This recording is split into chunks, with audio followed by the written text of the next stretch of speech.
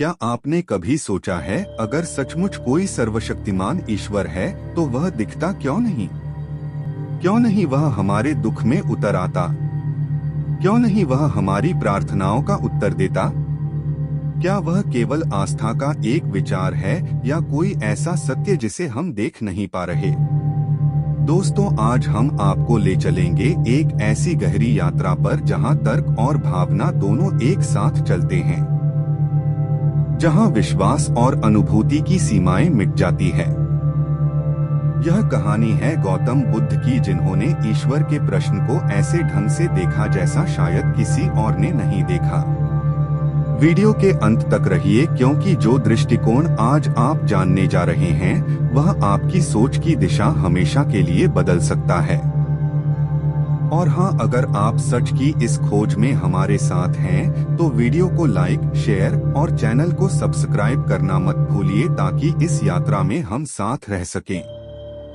दोस्तों, गौतम बुद्ध के समय में भारत में ईश्वर, ब्रह्मा और आत्मा की अनगिनत अवधारणाएं थी। ब्राह्मण कहते थे यह जगत ब्रह्मा ने बनाया है। कुछ कहते थे सब कुछ ईश्वर की इच्छा से चलता है। लेकिन गौतम बुद्ध ने इस विश्वास की नींव को जांचने का साहस किया। उन्होंने कहा, तुम्हारे ईश्वर को ना तुमने देखा, ना तुम्हारे गुरु ने, ना उनके गुरु ने, ना किसी ने। तो फिर इस विश्वास का आधार क्या है? पाली त्रिपिटक में यह प्रसंग बार बार आता है। गौतम बुद्ध कई ब्राह्मणों से पूछते हैं, क्या किसी ने वास्तव में ईश्वर को देखा है? उत्तर आता है, नहीं। गौतम बुद्ध मुस्कुराते हैं और कहते हैं, यदि किसी ने नहीं देखा, ना अनुभव किया, तो यह विश्वास किस पर टिका है? यह वैसा ही है जैसे अंधों की कतार, जहां पहला व्यक्ति नहीं देखता, दूसरा नहीं देखता, तीसरा भी नहीं देखता, फिर भी सब कहते हैं हम देख रहे हैं। तेज सूत्र में गौतम बुद्ध ने कहा, यह ब्राह्मणों की परंपरा अंधों की कतार जैसी है। पहला अंधा मार्ग नहीं जानता, बाकी उसे पकड़कर चलते हैं और अंत में सभी गड्ढे में गिर जाते हैं। यह उदाहरण सिर्फ ब्राह्मणों के लिए नहीं था, यह हम सब के लिए था, क्योंकि आज भी हम बहुत सी बातों पर आंख मूंद कर विश्वास करते हैं।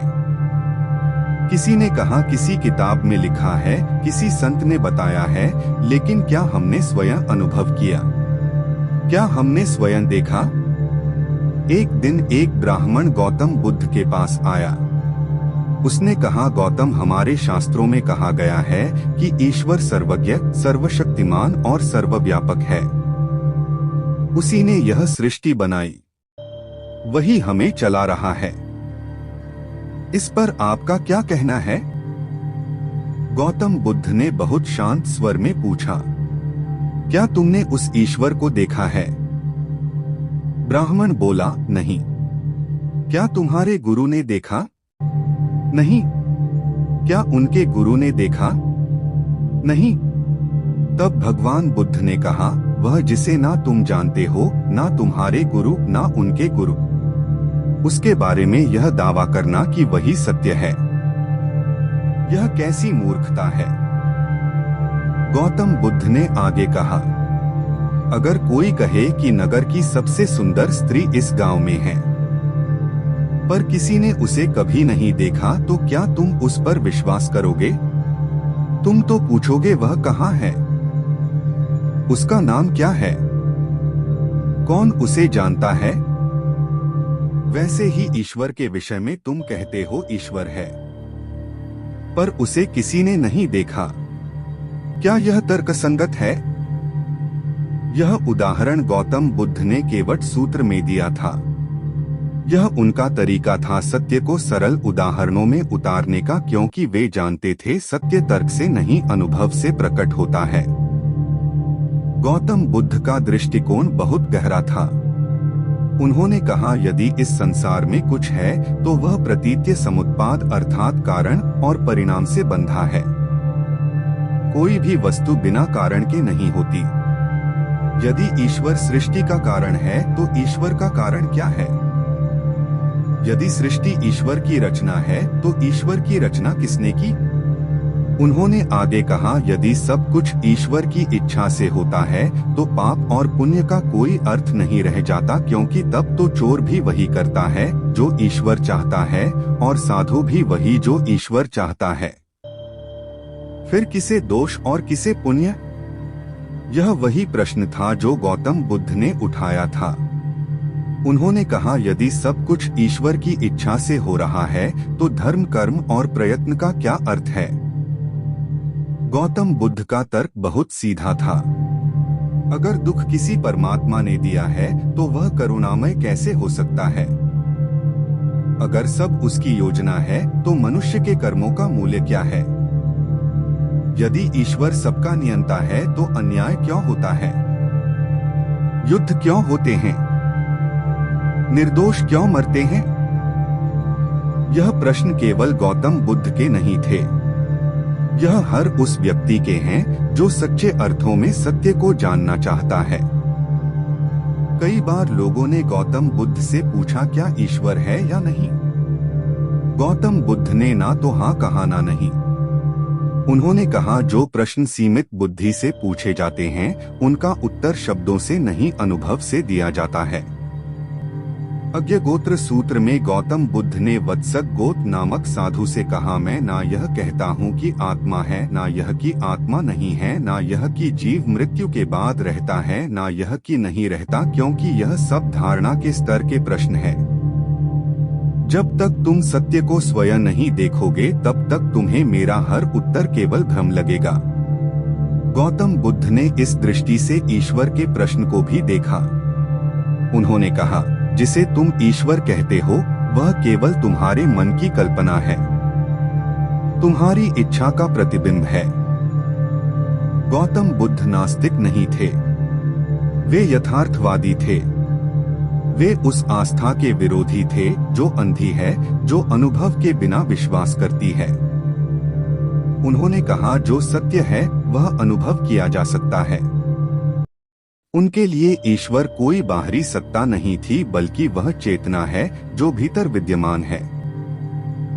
वह ज्ञान जो सबके अंदर है, जो देखता है, जागता है और मुक्त करता है। सोचिए जरा, अगर गौतम बुद्ध के समय में भी लोग ईश्वर की खोज कर रहे थे और आज भी वही खोज जारी है, तो क्या वास्तव में हमने ईश्वर को पाया है या सिर्फ उसका नाम बदल दिया है, क्योंकि उनके समय ईसा मसीह मोहम्मद पैगंबर नहीं थे जो बाद में ईश्वर के रूप बन गए। श्री कृष्ण अथवा राम का उल्लेख भी हमें ना तो उनके मूल प्रवचनों में मिलता है, ना बौद्ध साहित्य में। कभी हमने ईश्वर को मूर्ति कहा, कभी शक्ति, कभी प्रकाश, कभी प्रेम, पर क्या हमने उसे अनुभव किया है? अगर वह हर जगह है तो क्यों दिखाई नहीं देता? क्या इसलिए कि हम देखने की कला भूल चुके हैं? क्या इसलिए कि हमने बाहर देखने में ही जीवन गुजार दिया, भीतर झांकना कभी नहीं सीखा? गौतम बुद्ध कहते हैं, जो भीतर नहीं देखता वह सदा भ्रम में जीता है, क्योंकि सत्य ना आकाश में है, ना मंदिरों में, ना ग्रंथों में, सत्य तो तुम्हारे अपने चित्त में है। और जब चित्त निर्मल होता है तभी वास्तविकता का दर्शन होता है। गौतम बुद्ध ने कहा था, तुम दीपक जलाओ पर पहले उसे अपने भीतर जलाओ। उन्होंने लोगों को विश्वास से नहीं, जागृति से जोड़ा। कहा, अंधविश्वास में नहीं, अनुभव में मुक्ति है। यहाँ उनका पूरा दृष्टिकोण स्पष्ट होता है। उन्होंने कहा, पहले स्वयं को देखो, क्योंकि जो स्वयं को देख लेता है वह सब कुछ देख लेता है। उन्होंने कहा, अत दीपो भव, स्वयं अपने दीपक बनो। यही उनका संदेश था, क्योंकि सत्य बाहर नहीं भीतर है। जिस दिन तुम भीतर के ईश्वर को देख लोगे, बाहरी ईश्वर की जरूरत नहीं रहेगी। अब सोचिए, क्या वह शक्ति जो सृष्टि चला रही है वास्तव में कोई व्यक्ति है, या वह केवल धर्म, प्राकृतिक नियम है जो कारण और परिणाम से सब कुछ संचालित करता है? जैसे सूरज उगता है, जैसे बीज अंकुरित होता है, जैसे कर्म का फल मिलता है, उसी तरह सब कुछ एक नियम से चलता है। नहीं, यह तो जागृति का दृष्टिकोण है, जहां विश्वास अंधा नहीं अनुभव से प्रकाशित होता है। तो अब सवाल यह नहीं कि ईश्वर है या नहीं, सवाल यह है कि क्या तुमने स्वयं देखा? क्या तुमने उस करुणा को महसूस किया जो सबको जोड़ती है? क्या तुमने उस चेतना को पहचाना जो तुम्हें सत्य देखने की शक्ति देती है? यदि हाँ, तो वही तुम्हारा ईश्वर है, और यदि नहीं तो खोजो, पर बाहर नहीं भीतर। गौतम बुद्ध कहते हैं, जो भीतर स्वयं को खोज लेता है उसे बाहर कुछ जानने की जरूरत नहीं रहती। दोस्तों, गौतम बुद्ध का ईश्वर के प्रति दृष्टिकोण कोई नकार नहीं बल्कि एक जागरण है। वह कहते हैं, तुम्हारा विश्वास तब तक अधूरा है जब तक तुमने सत्य को अनुभव नहीं किया। गौतम बुद्ध ने हमें सिखाया, ईश्वर को मत खोजो, सत्य को खोजो, क्योंकि सत्य ही ईश्वर है और वही तुम्हारा मुक्ति मार्ग है। तो आज का प्रश्न आपके लिए यही है, अगर ईश्वर है तो दिखाई क्यों नहीं देता? क्या वह वास्तव में कहीं बाहर है या भीतर सोया हुआ है, तुम्हारे जागने का इंतजार कर रहा है? इस प्रश्न पर मनन कीजिए, और यदि इस वीडियो ने आपके मन को छुआ हो तो इसे लाइक कीजिए, इसे शेयर कीजिए उन लोगों के साथ जो ईश्वर की खोज में हैं, और चैनल को सब्सक्राइब कीजिए, क्योंकि आगे भी हम ऐसे ही दार्शनिक और आध्यात्मिक विषयों पर गौतम बुद्ध के दृष्टि